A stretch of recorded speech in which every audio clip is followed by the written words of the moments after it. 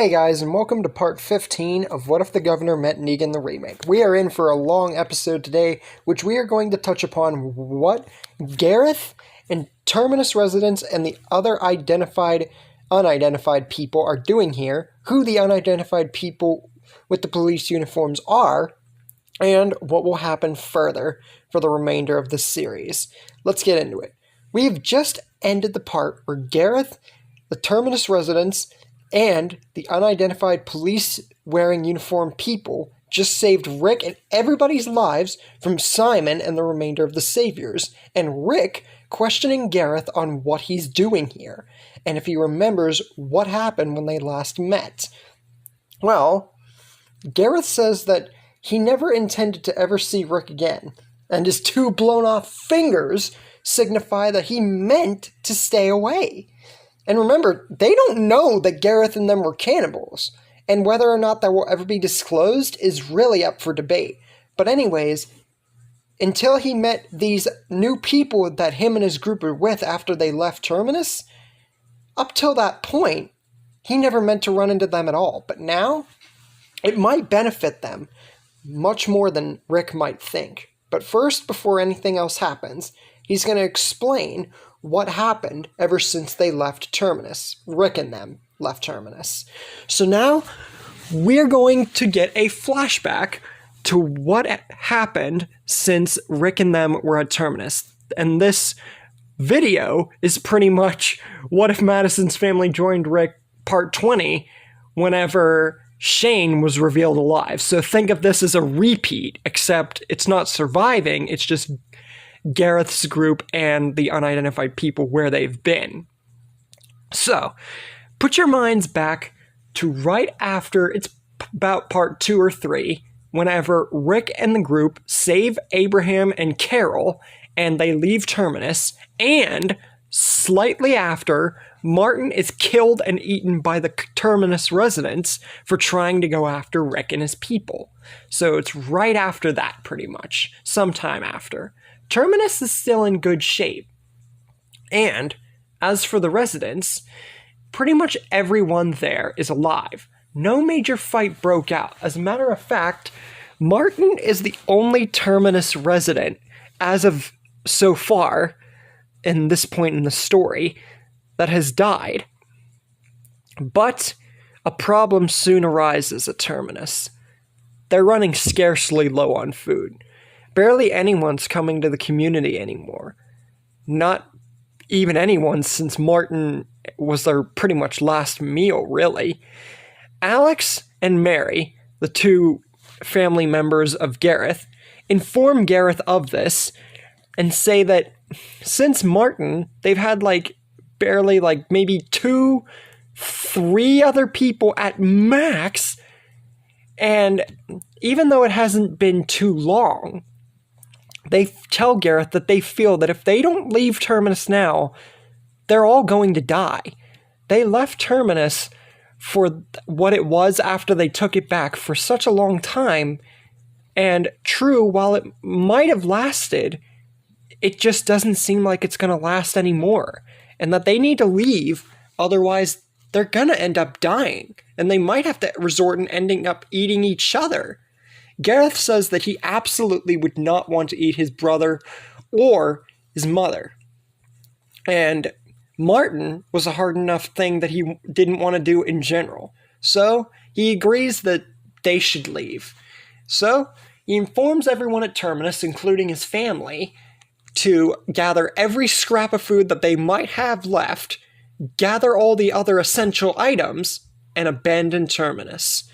So, in this timeline, Terminus is not going to get burned to the ground and exploded by Carol. Because remember, she actually got kidnapped this time instead of saving Rick and his people. So, Terminus is going to be in good shape still, but it will soon belong to the dead. Sort of like the prison, except the prison, at least had a few gates shifted down from a horde, so Terminus was in much better condition, all things considered. Soon enough, night arose shortly after Gareth and his people left Terminus. So about, I'd say, 2-3 hours after they had left Terminus, it begins to grow dark. Gareth and his people have to set up camp, with Gareth being one of the ones that's awake, just to see if Rick and his people or someone might come for a second helping, or just to kill them. And they do hear something. Some footsteps behind them. Gareth and pretty much everyone else is on alert and is awake at the fact that they're hearing people from a distant corner of where they are at the moment. People step out from the bushes, telling them to drop everything they have and put their hands in the air. But it's not Rick, it's not Morgan, and it's no one from the group that was just at Terminus. Who it is Dawn. Dawn from the hospital group. Yes, I said that this was maybe going to happen. It's finally happening. Dawn, as well as every other single officer that was at Grady Memorial, has found the Terminus group. And finally, we're going to get them both more involved in any of my stories than I've ever done. Now, before we even get close to how this encounter will go, we also have to talk about how I'm going to make Grady Memorial's officers be a part of the story and make sense of it. Because I have never really touched upon Grady Memorial at all. And someone even joked that it was like a meme of my channel. But no, just never found a way to introduce them properly. But now, we're going to see how I do. Now, first off, we all know that the Daryl and Beth situation at the hospital would not happen, because Beth was never kidnapped and taken there, because of everything that had happened. But we had our own Alexandria little twist there, which kind of, brought on that little department, even though it caused Daryl to leave and Beth is still alive. I'm just saying that circumstances are a lot different. What also is a thing is that Noah is still alive, for now, because he would still be at Grady Memorial, because it was Beth, really, that got him out of there. Without Beth, I really don't think that he would risk trying to get out on his own. And if he did, let's just be honest, that's not really a way that I want to put Noah's character, because it would just end up with him dying. So, he's alive for now. But soon enough, Dawn and O'Donnell get into that argument by the elevator, or at least some other part of the Grady Memorial, and it ends up with the fight between them going the way as you would expect. But this is where a key thing, besides Beth and Carol not being there, begins to happen. Noah. Because before, whenever the fight broke out, Dawn was able to gain the upper hand and tell Beth to knock him down. But Noah, he doesn't wait for an order or for Dawn to defend herself. The minute he starts to see her get overpowered, he rushes in to help. But this inadvertently leads to one or both of the cops accidentally firing a shot, which, unfortunately, would mean the end of Noah in a very inadvertently accidental way. I know it's kind of a little drag that I kept him alive just for him to get killed by an accidental gunshot, but let's be honest, I really did it with Herschel, so what's the harm of doing it here? Dawn really just wants to kill O'Donnell at this point, because this would make her feel really bad for Noah and him being put in the positions that he's been had to, and the fact that he was killed just so clumsily and wrongly. But she doesn't kill O'Donnell. Not just because of Noah, but because she wants to prove to O'Donnell that she is not like her Captain Hansen. Because that was the whole discourse between them. Is because O'Donnell was beginning to think that Dawn was just like Hansen, or even worse, and that she was a bad leader, which, to be fair, she kind of was. But she wants to prove it once and for all, and her feelings are really starting to come back here, especially after accidentally causing the death of Noah. And so she'll be willing to work well with others, but she still wishes to lead with O'Donnell's help. O'Donnell is willing to listen to this, and is actually glad that Dawn is asking for help, and feels bad also for the bad death of Noah, even though whenever Beth fought him, he really didn't care about her. But I think in this moment, that would change a lot because Noah's death would be a complete accident on both their parts. Soon enough, after Dawn and O'Donnell start to get things way more in order than they ever have, they realize too little too late that it's way too late for proper leadership to come at the Grady Memorial. Because of everything that's happened, it's just not stable enough for what Dawn's already put in place. So, Dawn ultimately decides, along with O'Donnell, that the hospital must be abandoned. Weak people, unfortunately, that little aspect's still not out of the way. Like the doctor and patients, they save who they can. But with walkers slowly starting to get into Atlanta more and more and more, soon enough, the officers are the only ones that escape Grady Memorial. And that's where we bring things to this particular moment in time. Gareth and all the other Terminus residents are put onto their knees as they are stripped of their weapons and everyone is on alert. But Gareth, he is the only one to speak. He tells Dawn and the officers that if they are friends of Rick Grimes or know of him, they don't want any trouble. They just want to be left alone. And it was a complete accident for them to come across friends of his. They just want to be left alone. Dawn, hearing the name Rick Grimes, it sounds familiar to her. Because we have to believe that Dawn or any of the officers at least knew of Rick Grimes. Let's be honest. They definitely would have known of him before they met in canon. But this would be the first hearing of him, really. And O'Donnell reminds Dawn that Rick was one of the officers in the Atlanta City Police from a different sector of Atlanta than them. So it makes sense that this name would ring a bell. But Gareth, this confuses him because he thought that they were on, together. But now Gareth seems a little bit relieved here. It says that they had met him, several other group before, made the wrong choices with them, kidnapped two of their own, and Gareth shows his two blown off fingers to show that, yeah, they really didn't want to run into him again, but they had to leave their home.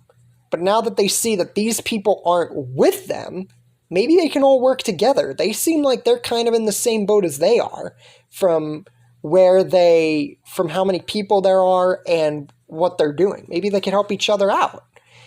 Dawn says that this would be a pretty good idea because she agrees with Gareth on the fact that Terminus residents, even though there's more of officers and they're both low on supplies, they could ultimately share with each other, and this would help scavenging and making both parties survive, ultimately probably for the best. And even though there are a lot of them and there could be risks with a few of them dying, it's much better than either group trying to make it out there alone. And Dawn also brings up the fact that even though she knows that they wanted to stay away from Rick and company, whoever is with him, that maybe them finding him from where they are now would help them out. Even if it were for either him and his people to join them, or them to join him, either or. It would be for the best because, he was an officer. It would be much more power and scavenging on their part. So, against Gareth's better judgment, now their goal is to find Rick, which is a Morgan move right there. Soon enough, they find Father Gabriel's church, which there are clear signs, even though Morgan took the map, that some people had been here. And there is a bit of a zombie horde in there to prove it. Because remember, the doors would still be locked with the walkers inside. Now, unfortunately, they don't find any clues right away. It takes them a good amount of time. They continue on the road from where the church is. And even though one or two of their group, maybe even three, would die along the road from scavenging being kind of low, they do finally find something in a form of a community called Alexandria. And this brings hope to everybody, because this place actually seems alive. And this is the first sign of real evidence that might bring them to Rick that they've had since both parties met each other. And soon enough, Aaron answers the door. Of course, they're not going to know who he is. But he answers and sees everyone and who they are, and they're tired, hungry, and asks them if he can help them. Gareth says yes, for one thing, they could do with food and, supplies and everything else. But among all of that, they all wish to know where Rick Grimes is and if he was at this community. And when Aaron asks how they know of him, Gareth says that his party had met Rick and company a long time ago, and they were on bad terms and were warned never to meet them again. But things are different now, and he wishes to find him and help him. Dawn also says that it's not just about that, and it's not just about getting food and supplies. She, along with Gareth and everybody else's combined decision, want Rick to either join their cause or them to join him. And seeing as the fact if he was actually at this community, this could prove monumental. Aaron says that, indeed, Rick, several of his crew, were brought into Alexandria not too long ago. It was decent time ago, but they've been here for the good part of a while, and that they are currently involved in fighting another group with an old enemy of theirs, and tells them where they are at the sanctuary. And tells them to be careful after giving them food and supplies, obviously, because if Gareth and Dawn and everybody were to go now, all of them would die, and it's obvious they're gonna take a brief respite. You'd think Aaron would be suspicious of this, but from how everybody is and what the combined decision of Gareth and Dawn has led to, no, everything is on the up and up. So Gareth and Dawn's group make their way, and eventually they do find the sanctuary. They go to the right side of the woods, sectored right to the right side of the sanctuary, and see two dead bodies. One of a leather-jacketed man with a red scarf and a barbed wire bat. The other, a guy in an eye patch with a pistol. And they see a guy in the far section of the sanctuary. Someone can make out an old man shot down with a bunch of bullets. And they also see someone who looks familiar. Gareth does, at least. A katana-wielding lady. And Rick, along with Daryl, because Gareth recognized him, they see Rick. But he is very close to death. And he's missing an arm. And they see several men going towards Rick and company. And they start to see more of Rick's company to the side. And Gareth tells Dawn to wait for the perfect moment before they attack, because it could end up with them dying if they're not careful. They wait, and then boom! Every one of Simon and the Saviors are taken down by Gareth and Dawn and company. And that's where the last episode comes into play, where Gareth and Dawn and where both companies have been, and how they perfectly submerge into the story. Gareth finishes the story by saying that he never meant to go after Rick. And after he got his 2 fingers blown off, he meant to stay away from Rick. But things are different now. And says that he wishes to help Rick out and right the wrongs for kidnapping his people and threatening them and all that. And he even admits that they were worse off people, and brings up the cannibalism which would come into effect here. Now, Rick and company are shocked by this, but considering with the governor and everything, ain't the worst that they've heard of. Dawn also wishes to say to Rick now that it's an honor to meet him, and it's sad to see what has all clearly happened here, but wishes one of 2 things. Either them to join his side in the Alexandria community, or for him to become the leader of their combined group and them just basically survive. And I know that might sound drastic, but she knows for a fact that Rick's been on the road for a long time, considering everything that Gareth told and what he clearly must have been through, and wishes for one of the two things to happen, because it will be a major one-up for either scenario. But will Rick take this? Will losing his hand and almost dying just put him too far to maybe just kill them all right now? Will he not care about the idea? Or will this actually bring new meaning to what Rick might have in store for the future? And that's where we leave things for the moment. Hope you guys enjoyed this episode. Like I said, it's pretty much a repeat of my What If Madison's Family Joined Rick story, where it explains not just about character survival this time, but what I'm actually bringing in to the rest of the series by finally making Gareth's company and Dawn's company mean something. Because I just never found a story that I could do that. But I truly hope you guys enjoy how I did bring them in, and hope that you guys are enjoying the series so far. We're getting to the end a little bit here, but we still got quite a bit of content to reveal for the rest of the series going, especially with this little twist. Like and subscribe if you enjoyed, comment, and I will see you guys next time. I carry within me the pride of a prince!